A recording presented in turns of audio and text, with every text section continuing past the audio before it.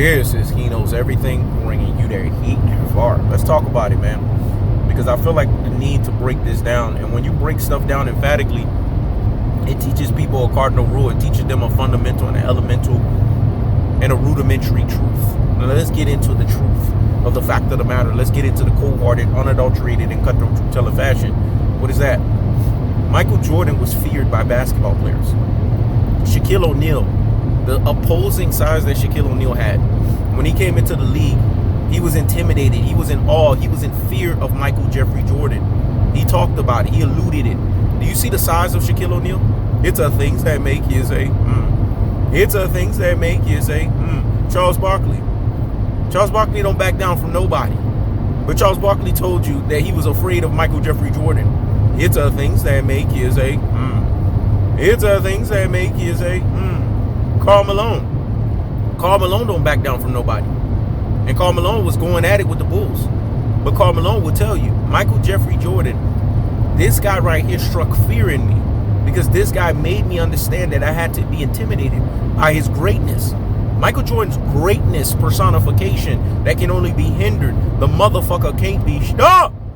That shit struck fear in basketball opponents, man. It made them think twice. It made them think 3 times. It made them think 4 times. Matter of fact, it made them think infinity times that they had to go up against the onslaught of absolution and resolution. 100% NBA Finals average in performance. A guy that's 6 for 6, never let that thing go to 7. 6 Finals MVPs. This guy ruined a lot of 50 greatest basketball players of all time. Reggie Miller. Reggie Miller said, I'm not going to lie, man. I went at Michael Jordan because I wanted to show him. See, all of these guys are always trying to show Michael Jordan that they need to earn Michael Jordan respect. When has anybody in today's game, anybody in basketball game, been playing to earn LeBron James respect? It's a things that make you say, It's a things that make you say, Respect breeds fear. Fear breeds respect. What I said was so deep and profound. Let me let that marinate in the corpus callosum and in the cerebellum. So hear me, motherfucking well. Respect breeds fear, and fear breeds respect. This is the real respect that a KD 2-4, a MJ 2-3 got. Oh, we're gonna get to Kobe, but I gotta ride a little bit on MJ. Patrick Ewing, the New York Knicks, they feared Michael Jordan. Yes, they tried to take it to Jordan, but they feared and understood they needed to bend the proverbial fucking knee and kiss the ring while you was at it. John Starks, all of these guys, they understood. They were all trying to do this to gain Michael Jordan's respect, but they knew they had to respect MJ 2-3 and what MJ 2-3 brought to the table, i.e. fear him. Do I need to keep on going? Jerry Stackhouse. Do I need to fucking keep on going? Jamal Mashburn. Michael Jordan has struck fear in basketball players. Harold Miner, all of these guys, they kept saying was the next Jordan. Oh, really? They're the next Jordan. The only person he couldn't fear factor was KB 2-4. Jordan dropped 36. KB 2-4 dropping 32. Jordan dropping 32. KB 2-4 dropping 36. That's when Jordan realized, shit, this is my heir apparent. This is my translucent and transparent image. This is the guy who I can bestow the league upon. And the league is in great hands with him. Because this guy right here can play fucking basketball. He can take that shit to your rabbit ass. That's the only motherfucker that Michael Jordan couldn't fear. And that's the only motherfucker that couldn't fear Michael Jordan. Because it's like they're looking in the same mirror. That's like me and Tom Ross TV. We're the only motherfuckers that can't make each other get afraid. But we make everybody else get afraid. This is what we call linear equals. Let's keep on going. Because y'all motherfuckers don't get it. Clyde Drexler, when they tried to compare him with Michael Jeffrey Jordan in the NBA Finals after that, Clyde Drexler said, man, I was afraid. I was petrified of Michael Jeffrey Jordan. Go listen to Isaiah Thomas, Magic Johnson, Larry Bird, that J.J. Redick falsely and ignorantly brought up. Yeah, the Detroit Pistons beat up Michael Jordan. They did it collectively. You never saw it was Isaiah Thomas by himself. Jordan would have ramalang his ass. Go listen to Isaiah, man. This guy, we knew he was better than all of us because we all were just playing basketball on the ground. Him and Magic Johnson said that. This one, in the air, they were intimidated. Larry Bird, Michael Jordan, God in shorts. Now, I don't agree with that reference, but that tells you when somebody can, a man, especially a 50 greatest player of all time, can tell you that another man is God in shorts. Come on, man. You got to be a brain full of mush and a brainwashed doodle head to not compute that to fear. Dominique Wilkins, in the illusion that Dominique Wilkins said, man, you know, me and this guy, we used to go back at it, back and forth, scoring. But I realized this guy was just on another level mentally. mentally, intimidation. Michael Jordan struck this in basketball opponents because they knew he was going to wear their ass out.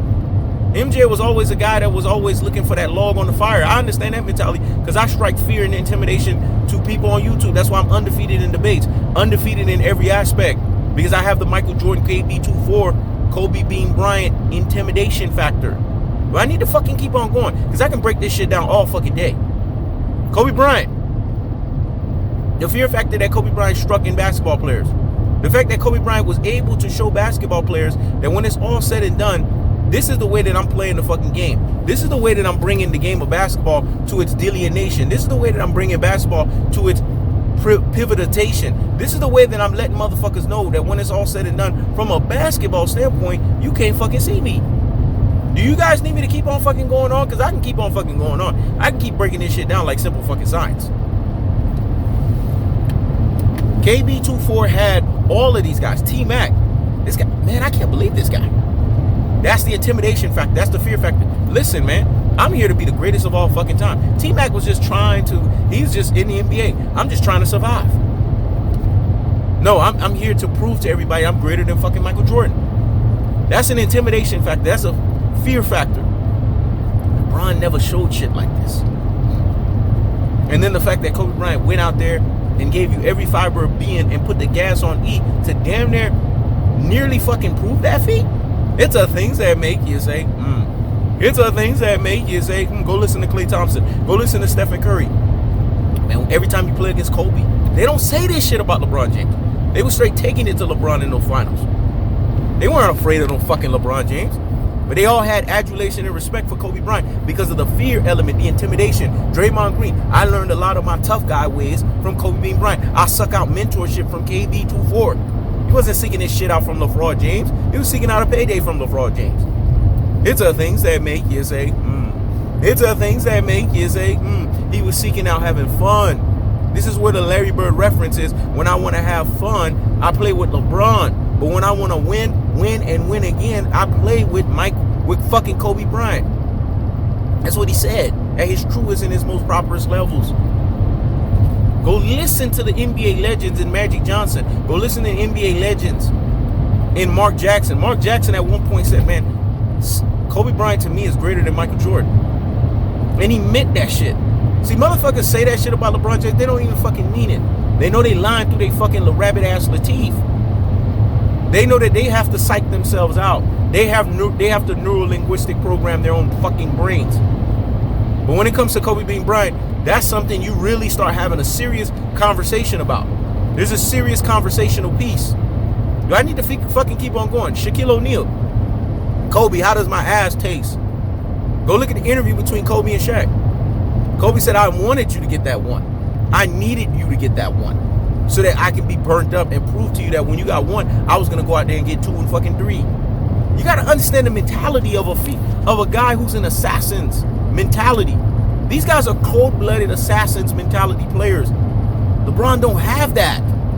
And you know how you could tell the difference in their fear that they instill in basketball players versus LeBron? These guys are rapaging you. These guys are applying unlimited pressure. I done told you guys, where did you think the infallible, the undefeated, unlimited pressure? Because pressure does what? It bursts his pipe. Where do you think unlimited pressure came from? It came from Michael Jordan and Kobe Bean Bryant. And I instituted those phraseologies on YouTube because I saw the unlimited pressure of scoring and putting that ball in the basket down these fucking opponents' throats, and the level of intimidation and fear factor this caused, the level of shattering, and then to do it consistently, to do this thing religiously, dog, like it's a religion on the basketball court, man. Are you guys fucking kidding me? Lefraud James don't know this shit. That's why I can easily ether, murk, and napalm a fucking JJ Redick. I done called your ass out for a fucking debate, motherfucker. I guarantee you I will ether, murk, and napalm your rabbit ass. Notice the motherfuckers that's always glorifying Lefraud James, bringing him up. It's role fucking players. Nobody give a point. Nobody give a fuck about no role players' comments. Him and fucking Kendrick Perkins. What have they done significant? Go listen to the significant motherfuckers that talk about Michael Jeffrey Jordan and Kobe Bean Bryant. Do I need to fucking keep on going? Dirk Nowitzki was not afraid of Lefraud James. He straight took it to his rabbit ass. But Dirk Nowitzki tell you, man, after Kobe, there's Kevin Durant. And I can talk about Kevin Durant too. And the fear factor he instills in basketball players. Lefraud James don't instill that shit. But he talked about how Kobe Bryant is just on another level. He's a complete basketball player. This guy right here, when you step on the basketball court, you feel his aura. This came out of Dirk Nowitzki's mouth. Jason Terry, I don't fucking respect LeBron James. I have no fear in my bones about LeBron James. When LeBron had pushed him and everything, he said, I'm not afraid of that motherfucker. That came out of Jason Terry's mouth. Did JJ Redick bring that shit up? That's why Jason Terry lashed his ass up in the 2011 finals.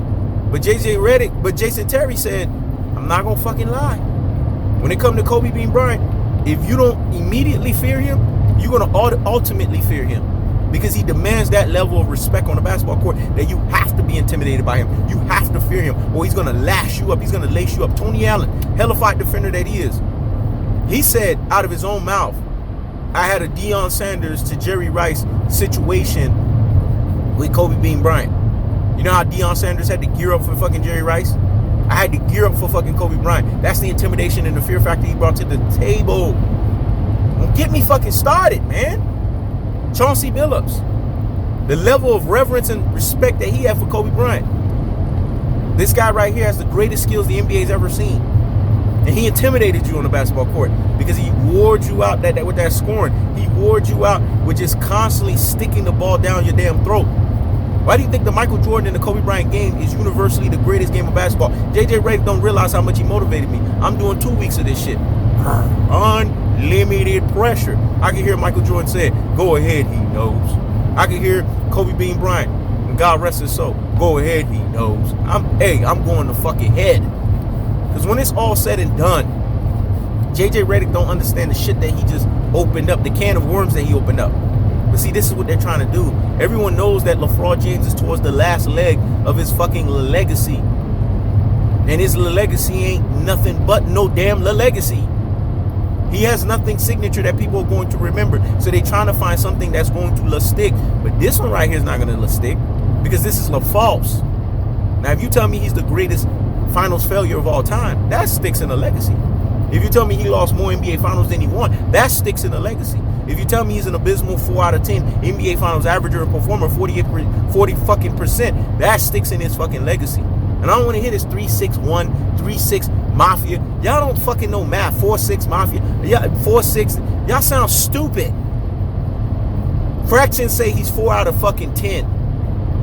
You motherfuckers don't realize how much they're brain full of mush and brainwashed dodo heading you when you say 4-6 or 3-6-1. That shit sounds dodo headish. There's no fucking thing. The man went to the NBA finals 10 times. He lost 6. So he's 4 out of fucking 10. Brain full of mush and brainwashed fucking dodo heads. Nothing about Lefraud James fears you. Do I need to keep on going with Kobe Bean Bryant? Derrick Rose. He was not afraid of no damn LeBron James. Straight took it to him. Go listen to Derrick Rose. Man, I look up to Kobe Bean Bryant. I like the fact that he petrifies you. He scares you. He brings this level of intimidation because he's just that type of player. Dwayne fucking Wade. Peer with LeBron. Straight taking it to LeBron James. Straight taking it to his rabbit ass. Carmelo Anthony. Straight taking it to him.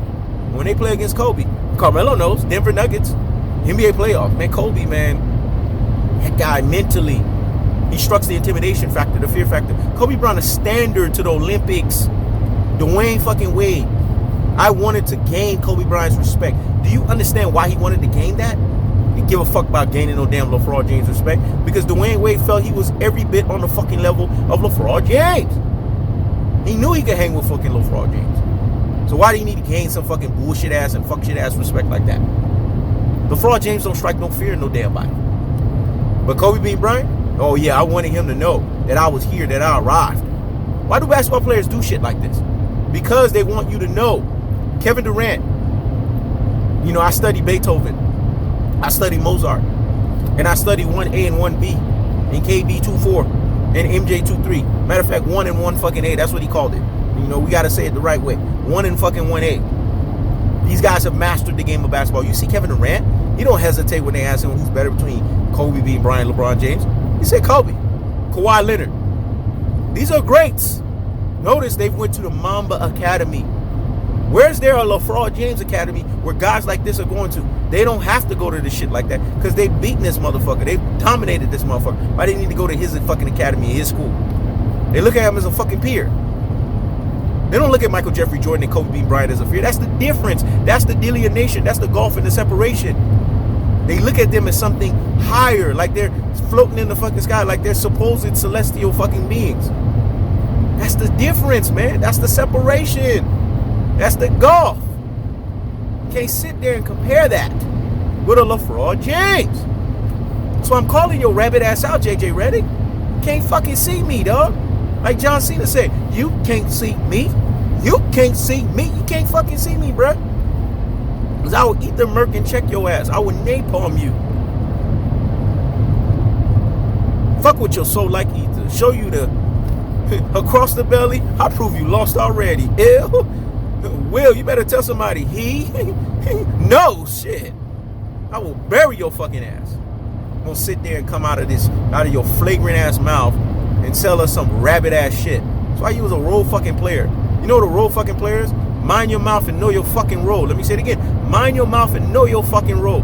And live in that motherfucker. No NBA legends talking about no damn Lefraud James being no fear factor basketball player. When they think of LeBron James, they think of fun. Using the wrong F word. It ain't fucking fear, it's motherfucking fun. When they think of Kobe Bean Bryant and Michael Jordan, it's fucking fear. These are fucking tyrants. And the tyranny in which they fucking bring.